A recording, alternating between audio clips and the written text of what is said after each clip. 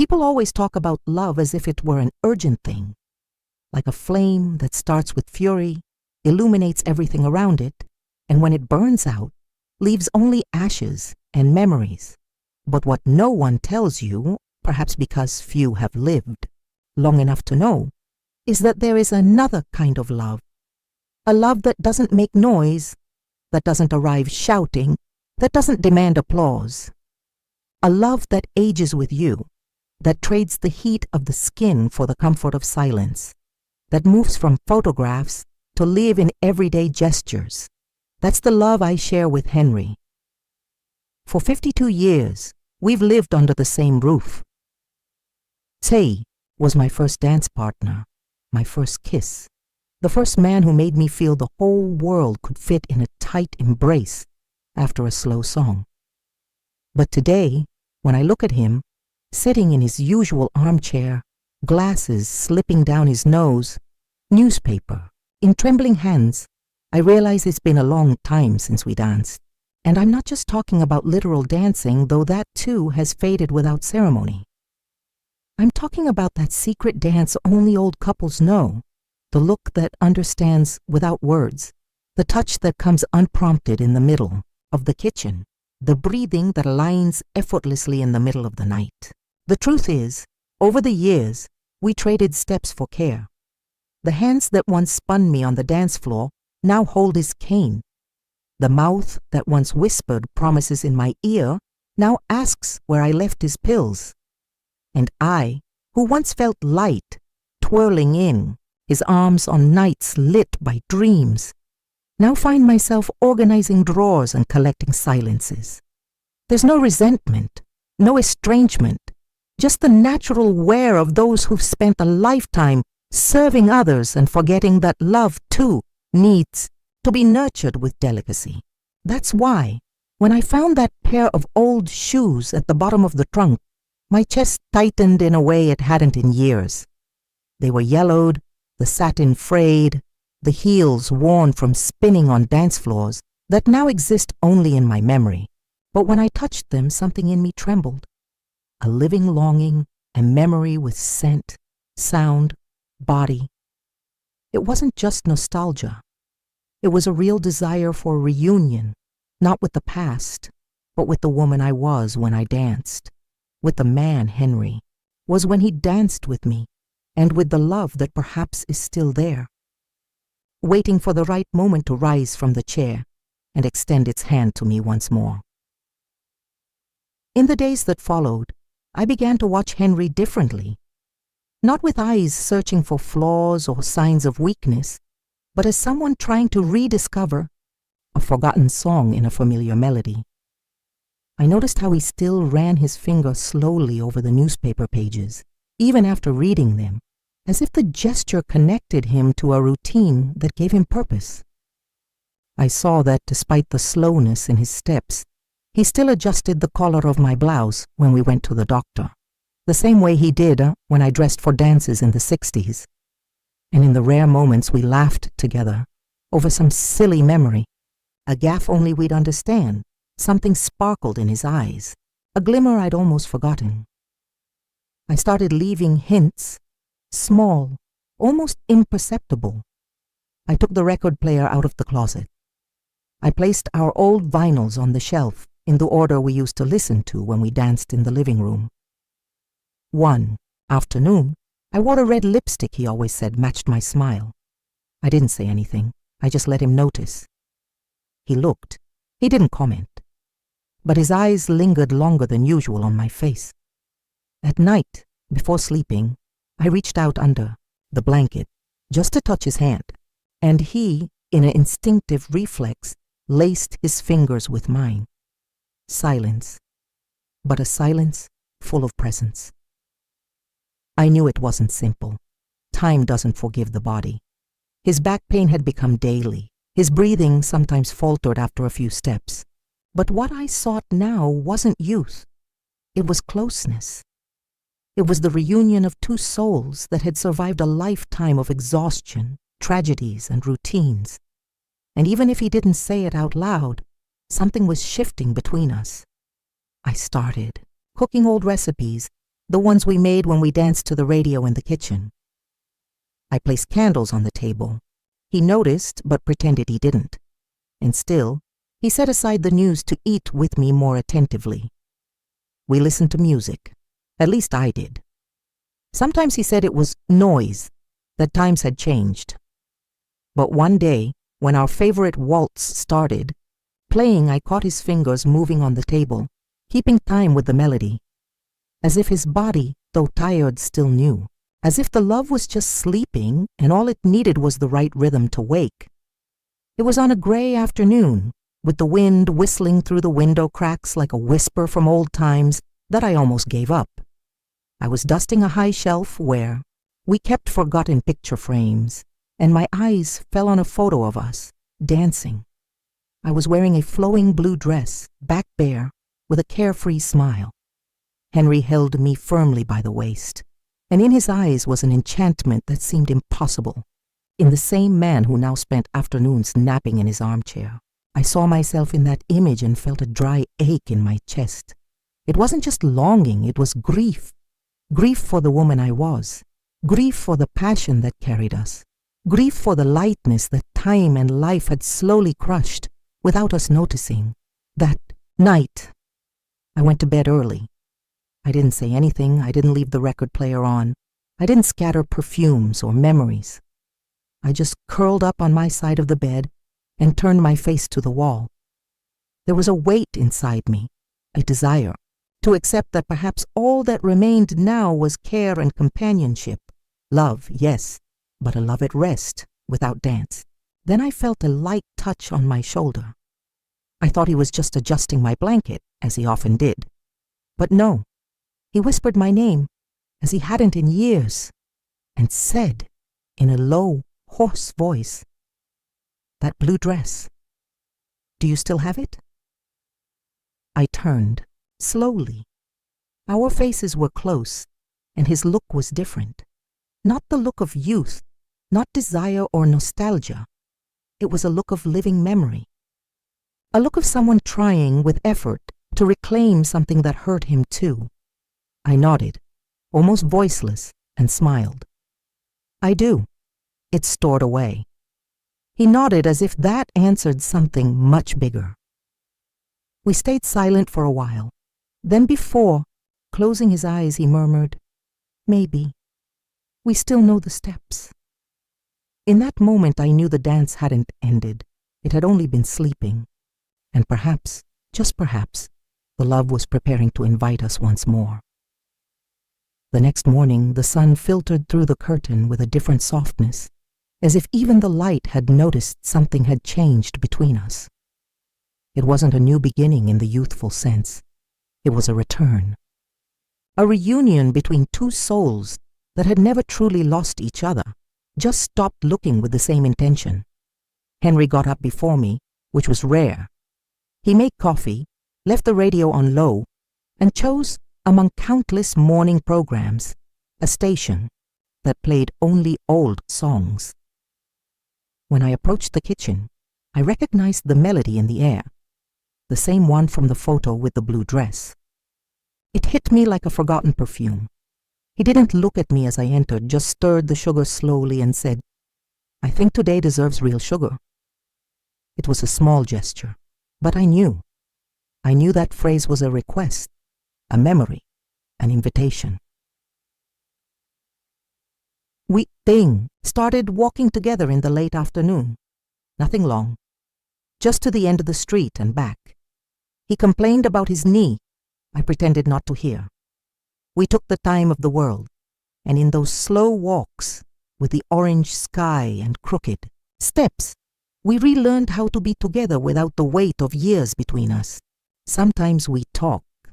Other times we just listen to the sounds around us. And on some nights, back home, Henry put on an old record, not to dance, not yet, but so the music would inhabit the space again, and I, from my corner washing dishes or folding laundry, started swaying my shoulders to the rhythm. He noticed and smiled. Not with his lips, but with his eyes. It was a new kind of dance, a dance that began before the first step. One day, out of nowhere, he came into the bedroom holding the blue dress. His hands trembled as they always did, but there he was, holding the past with aged hands, as if apologizing and offering a promise at the same time. "I think it still fits," he said, half laughing, half serious.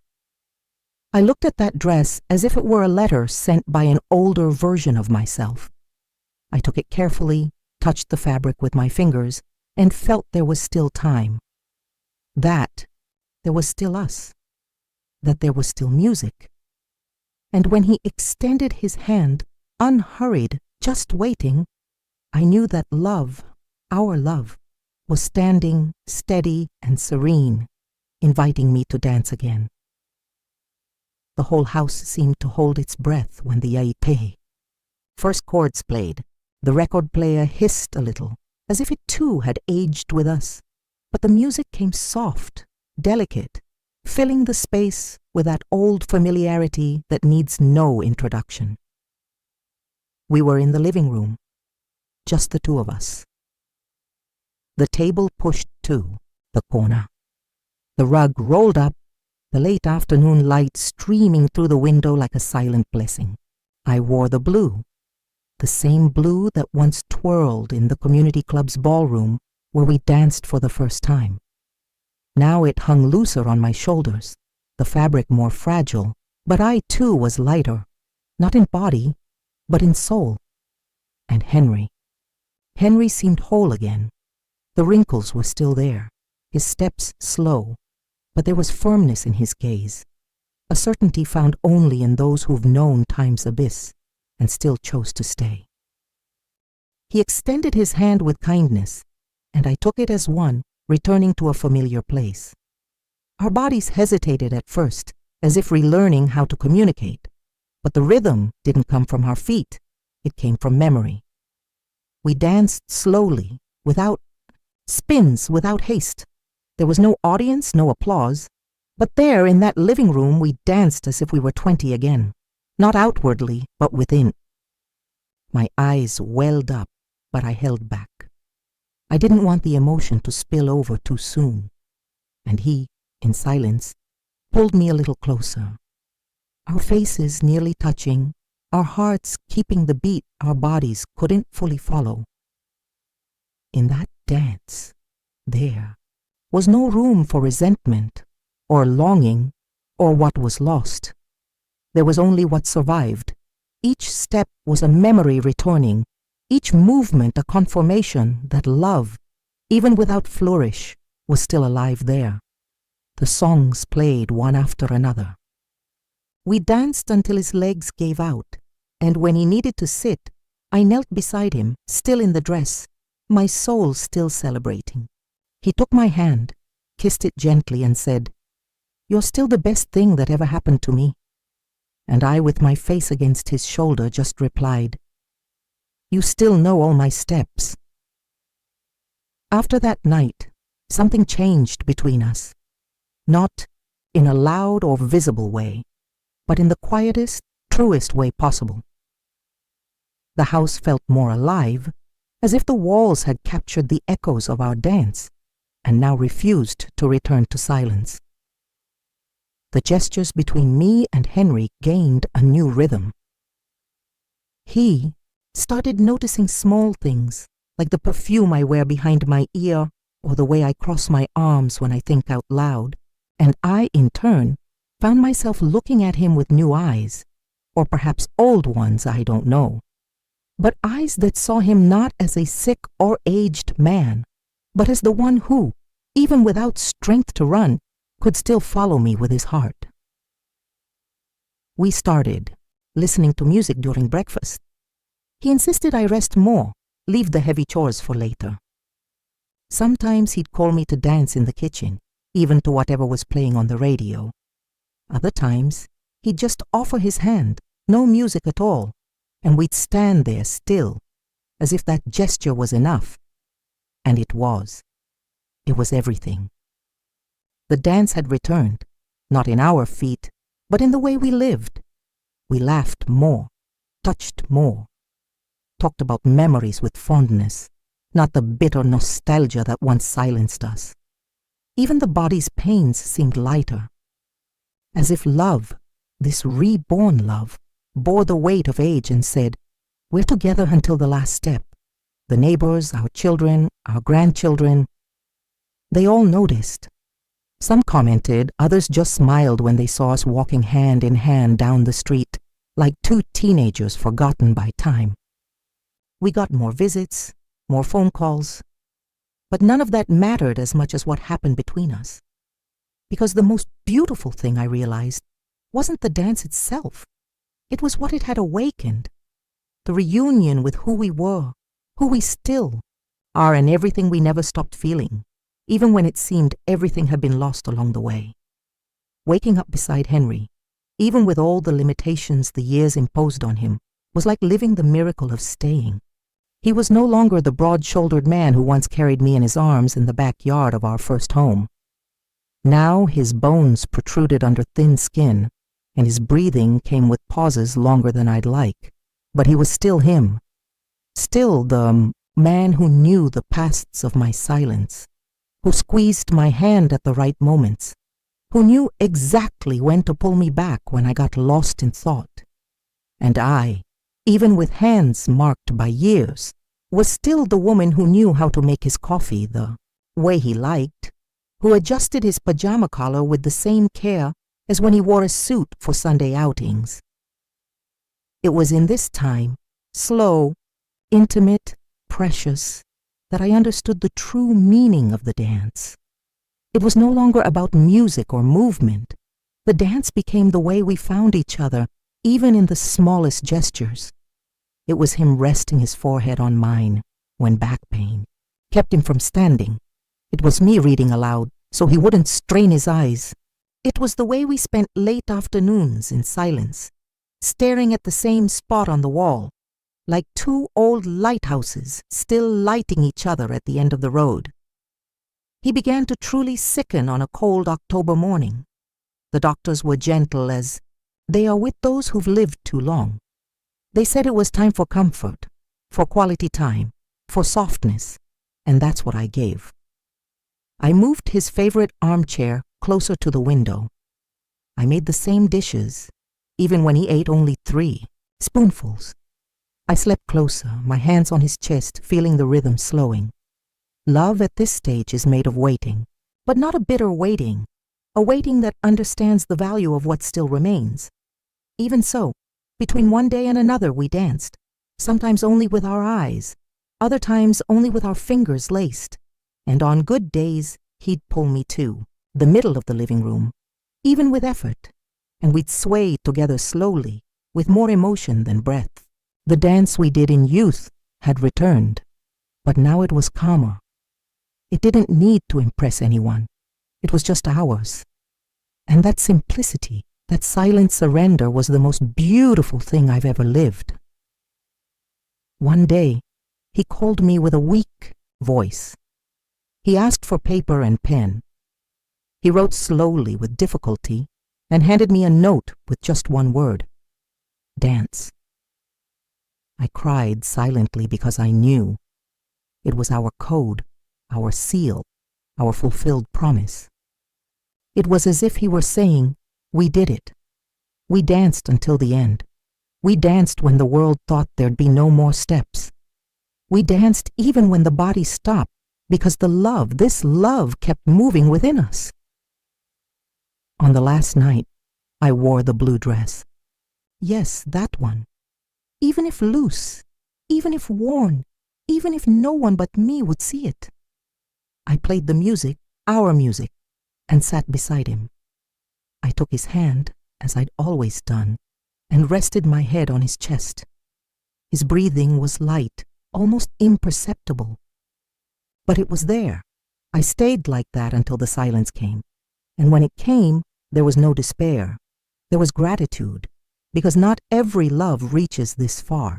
Not every love lasts long enough to age together and still know the steps by heart.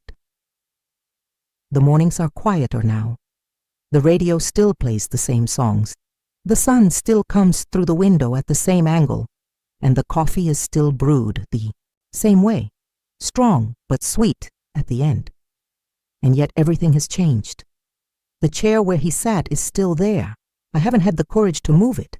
Sometimes I catch myself looking at it as if my gaze could make him appear again, just for a moment.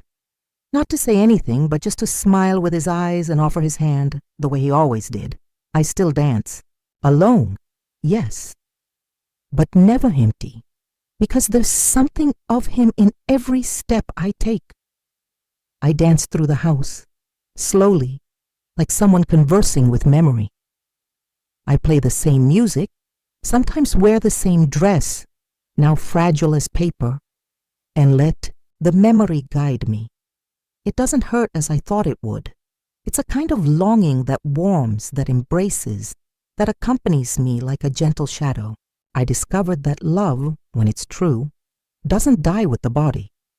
It spreads. It stays in the way you make coffee, the way you fold the sheets, in the small pauses when you smile without knowing why. It lives in what remains, and that's why. When people say time takes everything, I smile inside, because it didn't take the most important thing.